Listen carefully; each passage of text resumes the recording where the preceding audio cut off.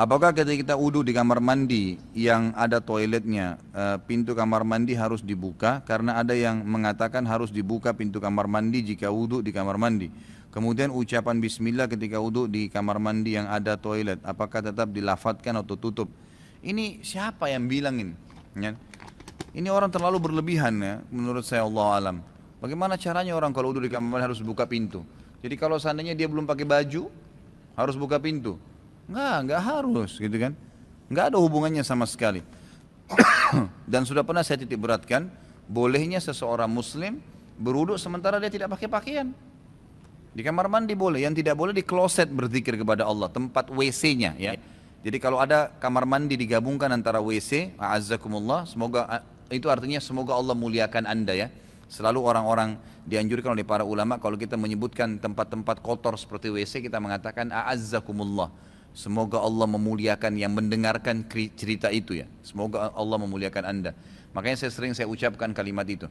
Jadi kalau ada WC a'azzakumullah digabung dengan wastafel, digabung dengan bataf tempat mandi, ada showernya, maka di WC-nya saja yang tidak boleh menyebutkan nama Allah. Tapi kalau di wastafel mau wudu boleh baca bismillah. Di shower mau wudu baca bismillah, ya kan gitu. Tiba-tiba kita dengar salam, kita boleh mengatakan waalaikumsalam, tidak ada masalah. Dan ini pernah saya tanyakan sendiri kepada salah satu ulama kita sekarang yang masih hidup, semoga Allah menjaga beliau, Syekh Saleh Suhaimi. Itu kan beliau pernah datang ke Jakarta dan saya yang kebetulan sambut beliau, dan di hotel pada saat beliau menikah dengan salah satu murid saya dari Buton ya, dari Sulawesi sana.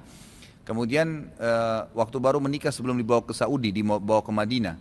Sekarang mungkin ini cerita sudah 9 tahun, 10 tahun yang lalu ya, pada saat awal beliau menikah dengan salah satu akhwat kita itu dan dibawa ke Madinah.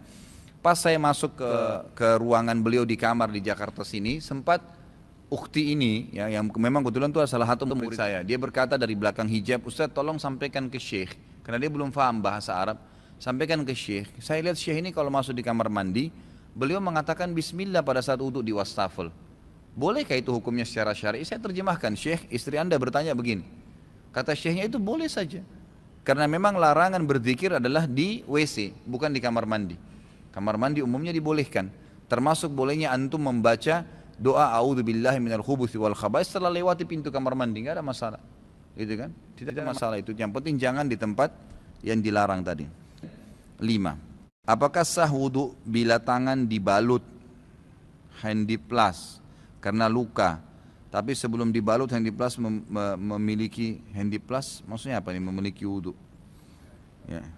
Baik, kalau memang dia luka dan memang harus dibalut, nggak ada masalah, nggak usah dikenakin air. Hadis Bukhari menjelaskan masalah itu. Di mana ada beberapa orang sahabat pergi berjihad, Sariyah ya, pasukan kecil. Kemudian ada satu sahabat sempat batok kepalanya dihantam oleh musuh, sehingga terbelah, gitu kan? Luka besar gitu, terbelah. Maka sahabat ini dipegang oleh sahabat yang lain, masih hidup, subhanallah. Dengan hikmah Allah, pada saat mau tiba di Madinah, mereka istirahat karena sudah malam. Sahabat yang sedang luka kepalanya ini mimpi junub. Waktu dia bangun tengah malam, dia tanya sahabat-sahabat yang lain, ada enggak jalan lain yang pernah kalian dengar dari Nabi SAW? Saya sedang junub nih, kepala saya ini luka, terbelah. Apa yang saya harus lakukan? Apakah saya harus mandi? Kalau saya mandi air masuk, bisa membunuh saya nih. Sahabat-sahabat yang ada di situ mengatakan, kami nggak pernah tahu ada cara lain, yang kami tahu kamu harus mandi, gitu kan? Karena semua sepakat begitu, beberapa orang waktu itu, maka sahabat ini ambil air nyiram, masuk air di otaknya mati. Terdengarlah berita itu kepada Nabi SAW. Lalu Nabi SAW marah dengan sahabat-sahabat yang memberikan fatwa itu, mengatakan, kataluhu qatalahumullah. Kenapa kalian membunuhnya? Kalian bisa dibunuh juga oleh Allah, gitu kan? Semestinya kalian cukup mengatakan kepadanya membasuh anggota tubuh yang boleh kena air, gitu kan? Artinya kalau memang luka dan harus tidak kena air, ya sudah di sekitarnya saja, gitu kan? Udah selesai, begitu aja. Nggak perlu harus dikenain di tempat lukanya. Ya itu seperti itulah gambarnya.